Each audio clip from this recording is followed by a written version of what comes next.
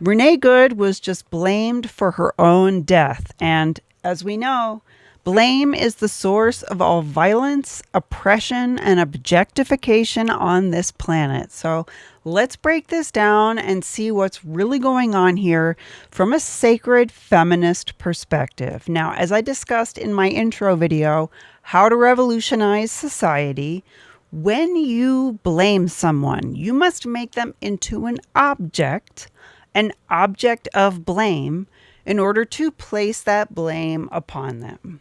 Blame and objects are nouns, whereas humans and human beings are verbs.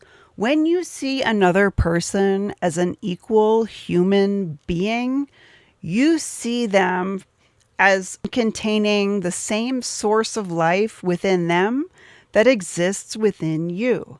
And as I discussed in my intro video, this can happen through the process of painful experiences, which erase the false layers of who we think we are so that we can more clearly find the true source of being. Now, this true source of being is also the true source of human equality. By contrast, when you blame someone for something bad happening, instead of allowing it to erase the false layers of who you are, you make them into a noun, a static, unmoving object that is less than a human being on a hierarchy. In order to place people into hierarchies, you must make them into objects. And in order to make them into objects, you blame them for bad things happening. This is what oppression is.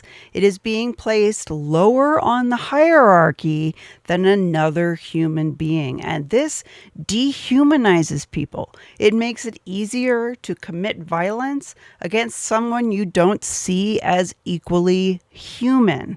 It makes it easier to oppress them. So before Renee Good was ever killed, there was an immigration problem, and that is that immigrants in this country have been blamed for a lot of problems we've been seeing in the United States. And President Trump has been the main character who has used blame and weaponized it against people of a different race and a different heritage. So as we saw in my recent video, The Witch Wound, when you make people into objects, specifically women, you split them into categories of good and bad.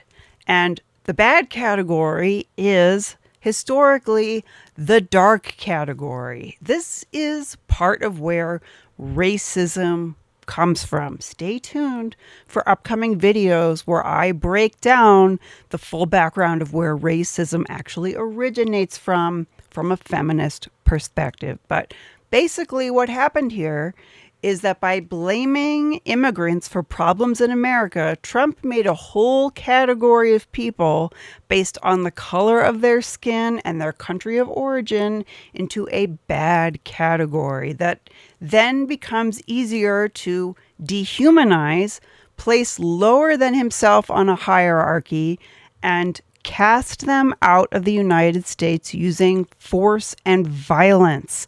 The instigators of that force and violence, as we all know, are called ICE. Now enter the events with Renee Good, in which she sees this category of people who are being victimized as equal to herself in their humanity as human beings.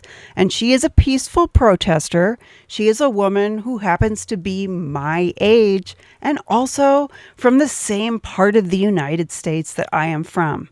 She is very similar in profile to someone like me who would show up seeing these people who are being victimized as equal to herself, realizing an injustice and a human rights issue is taking place, and placing her vehicle and herself in the road to block a caravan of ICE agents who are on their way through her neighborhood to commit aggression and violence against people they have made into objects and blamed them for all the problems that are going on in the United States. And I watched all of the footage from the side view, the footage from the front view, the footage of the doctor who wanted to help the woman after she was shot in the face through her windshield and was blocked by the ICE agents while she bled out. I watched the footage of the news coverage of her neighbor who stood up for her and said she was not posing any violent risk. My personal opinion is that the woman was a protester who then turned her vehicle around and tried to drive away from the ICE agents because she was frightened. They were yanking on her door. She felt her life was in danger, and she was right, because when she turned her car around to flee the scene, that is when she was shot through the windshield. Now, the narrative is very different from the side of the story of the oppressors, who are, again, using the tactic of blame as a weapon to objectify this young woman, place blame upon her, and say she was being aggressive towards the officers who then acted in self-defense. It is very difficult to believe, from my perspective as a young 37-year-old woman, that I would be any kind of threat to these ICE officers who are probably twice my height and weight and fully armed. This woman did not look like she was directing her vehicle towards the caravan, acting in any kind of aggressive manner. In fact, the ICE agents instigated the aggression, and she was so frightened she was trying to drive off when she was then shot. But Trump and his administration are using this tried and true tactic of using blame to oppress a person and therefore a group of people, which includes not just this young woman, but those who support the immigrants that are being deported, and also an entire Democratic Party. The Trump administration is blaming the Democrats for using rhetoric that made this woman attack the ICE agents, which is false. And Trump is saying he watched the video and saw her attack an ICE agent, which is also false. Both of these place blame on the woman, on the immigration problem, on the Democrats, to excuse the use of unnecessary violent force. So how do we end the cycle of violence? We need to understand where violence, oppression, violence against women, and oppressive societal structures like hierarchies really come from, so that we can avoid unconsciously falling into the same traps humanity has fallen into for centuries, since the time of Adam and Eve, when Adam blamed Eve for all of the problems of humanity, which he called the fall of man, made her into a scapegoat and an object, and placed her lower on a hierarchy than him. The way out of this persistent trap is to reimagine and recalibrate our relationship to blame by recalibrating our relationship to pain itself. Rather than using pain to blame others, I have seen from my own experiences of severe illness and chronic pain that when pain arises, it's just an eraser.